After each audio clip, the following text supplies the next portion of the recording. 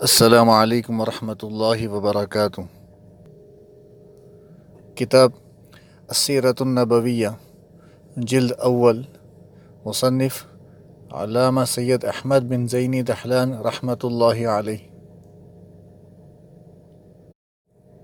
عدنان تک نسب پاک۔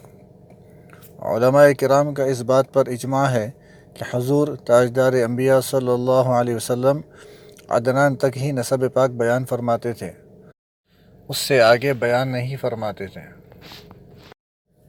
آپ فرماتے ہیں اس سے آگے نسب بیان کرنے والے جھوٹے ہیں۔ عدنان اور حضرت اسماعیل علیہ السلام اور حضرت آدم علیہ السلام تک کتنے آبا ہیں، ان کے ناموں میں بھی اختلاف ہے اور ان کے تلفظ میں بھی اختلاف ہے۔ حضرت ابن عباس رضی اللہ عنہما سے روایت ہے کہ عدنان اور حضرت اسماعیل علیہ السلام کے مابین 30 آبا ہیں جن سے کوئی آگاہ نہیں۔ بعض نے اس سے کم اور بعض نے اس سے زیادہ تعداد بتائی ہے۔ حضرت عروہ بن زبیر رضی اللہ عنہما سے روایت ہے، انہوں نے فرمایا، میں کسی کو نہیں جانتا جو معد بن عدنان کے بعد نسب پاک کو جانتا ہوں۔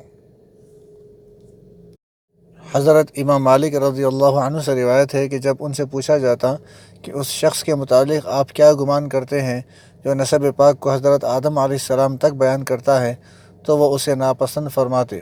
وہ انکار کرتے ہوئے فرماتے، اسے اس امر کی کس نے خبر دی ہے؟ جو نسب پاک بیان کرنا چاہے اسے عدنان تک ہی بیان کرنا چاہیے، اس میں حضور صلی اللہ علیہ وسلم کی اقتداء کرنا چاہیے۔ علماء کرام کا اس بات پر اتفاق ہے کہ عدنان کا نسب حضرت اسماعیل علیہ السلام تک جاتا ہے۔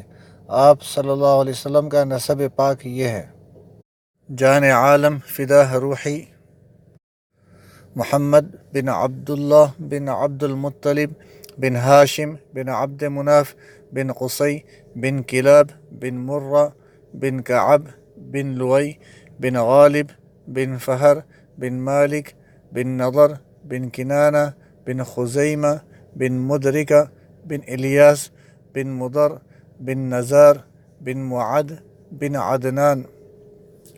کسی شاعر نے کیا خوب کہا ہے، حضرت ہاشم کا سارا نسب عزت و تکریم کا نسب ہے، جس کی اصل پسندیدہ اور معزز ہے۔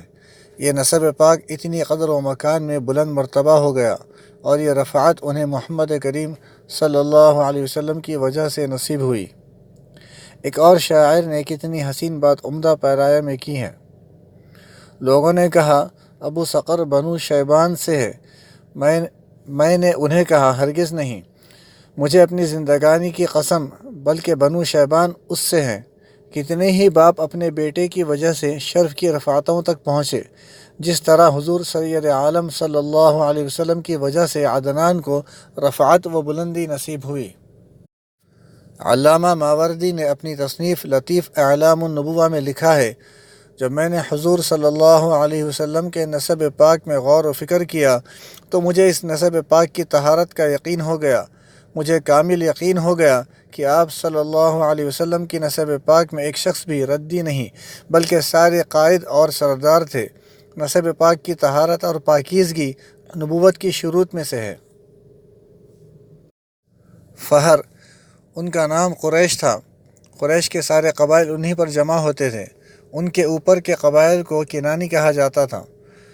انہیں قریش اس لیے کہا جاتا تھا کیونکہ یہ ضرورت مندوں کی حاجتوں کی جستجو میں لگے رہتے تھے، پھر ان کی مدد اپنے مال سے کرتے تھے۔ دوسری روایت کے مطابق ان کے فرزند حج کے ایام میں حاجیوں کی ضروریات تلاش کرتے، پھر انہیں پورا کرتے تھے۔ کلاب، ان کا نام حکیم تھا۔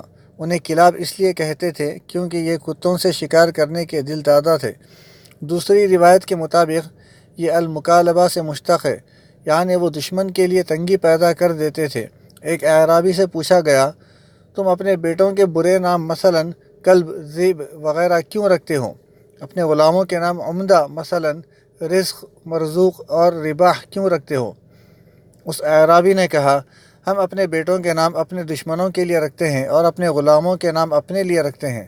کیونکہ ہمارے فرزند ہمارے دشمنوں کے لیے تیار رہتے ہیں اور ان کے سینوں پر تیر مارتے ہیں۔ قصی، ان کا نام زید یا یزید تھا، انہیں مجمع بھی کہا جاتا تھا۔ ان کے ساتھ ہی اللہ تعالیٰ نے قریش کے متفرق قبائل کو یکجا کر دیا تھا۔ شاعر نے کہا، تمہارے باپ قصی ہے جنہیں مجمع کہا جاتا ہے، ان کے ساتھ ہی اللہ تعالیٰ نے فہر کے متفرق قبائل کو جمع کر دیا۔ یہ شعر اس قصیدے کا ہے جس میں حذافہ بن غانم نے حضرت حضور صلی اللہ علیہ وسلم کے جد امجد حضرت عبد المطلب کی تعریف کی ہے۔ حضرت عبد المطلب نے اسے ایک مصیبت سے نجات دی تھی۔ جذام کے ایک کارواں نے حذافہ کو باندھ رکھا تھا۔ ان کا دعویٰ تھا کہ اس نے ان کے ایک شخص کو مکہ مکرمہ میں قتل کر دیا تھا۔ حضرت عبد المطلب نے مال بطور فدیہ دیا اور اسے آزاد کرا لیا۔ اس وقت ابو لہب بھی حضرت عبد المطلب کے ساتھ تھا۔ اس نے ان کی تعریف کرتے ہوئے کہا، یہ شیبۃ الحمد کے فرزند ہے جن کا چہرہ ماہ تمام کی طرح تاریک رات کو روشن کر دیتا ہے۔ قصی کی حکمت آمیز باتوں میں سے کچھ باتیں درج ذیل ہیں۔ جس نے کسی کمینے خصلت انسان کا احترام کیا وہ اس کی کمینگی میں شریک ہو گیا۔ جو کسی بری چیز کو عمدہ سمجھتا ہے اسے اس بری چیز کے سپرد کر دیا جاتا ہے۔ عزت و احترام سے جس کی اصلاح نہیں ہوتی، ذلت و رسوائی اس کی اصلاح کر دیتی ہے۔ جس نے اپنے حق سے زائد طلب کیا وہ محرومی کا مستحق ہو گیا۔ حسد کرنے والا پوشیدہ دشمن ہے۔ جب ان کے انتقال کا وقت آیا تو انہوں نے اپنے فرزندوں کو نصیحت کرتے ہوئے کہا، شراب سے بچو، یہ جسموں کو تو درست کرتی ہے لیکن ذہنوں کو خراب کر دیتی ہے۔ قصی نے بنو خزاعہ کی خاتون حبیب بنت خلیل الخزاعی سے شادی کر لی۔ ان کے ہاں عبد مناف پیدا ہوئے۔ خانہ کعبہ کی تولیت بنو خزاعہ کے سپرد تھی۔ یہ تولیت خلیل خزاعی تک پہنچی۔ اس نے اپنی بیٹی قصی کی زوجہ کو وصیت کی۔ اس نے کہا، میں نہ تو بیت اللہ کا دروازہ کھول سکتی ہوں نہ ہی اسے بند کر سکتی ہوں۔ اس نے یہ چابی ابو غبسان الخزاعی کے سپرد کی۔ قصی نے ابو غبسان سے بیت اللہ اور مکہ مکرمہ کے معاملات ایک مشکیزہ شراب کے عوض خرید لیے، پھر اسے کچھ اونٹ اور کپڑے بھی دے دیے۔ بنو خزاعہ نے قصی کے ساتھ جھگڑا شروع کر دیا۔ قصی نے قریش اور بنو کنانہ کو مدد کے لیے پکارا۔ انہوں نے اس کی صدا پر لبیک کہا۔ مینا کے ایام میں بہت زیادہ قتل عام ہوا۔ فریقین کے بہت سے لوگ زخمی اور قتل ہوئے، البتہ بنو خزاعہ کے مقتولین کی تعداد زیادہ تھی۔ پھر فریقین نے صلح کی طرف دعوت دی۔ انہوں نے اتفاق کیا کہ ان کے مابین اہل عرب میں سے ایک شخص فیصلہ کرے گا۔ انہوں نے یعمر بن عوف کو اپنا ثالث تسلیم کر لیا۔ یہ ایک دانا شخص تھا۔ اس نے فریقین سے کہا، کل مجھے بیت اللہ کے صحن میں ملو۔ جب فریقین اس مقدس گھر کے سامنے جمع ہو گئے، یعمر نے کہا، فریقین کے مابین ہونے والی خون ریزی کو میں قدموں کے نیچے رونتا ہوں۔ کسی فریق کا دوسرے فریق پر کوئی خون بہا نہیں۔ اس نے قصی کے لیے کعبہ مقدسہ کی تولیت کا فیصلہ کیا۔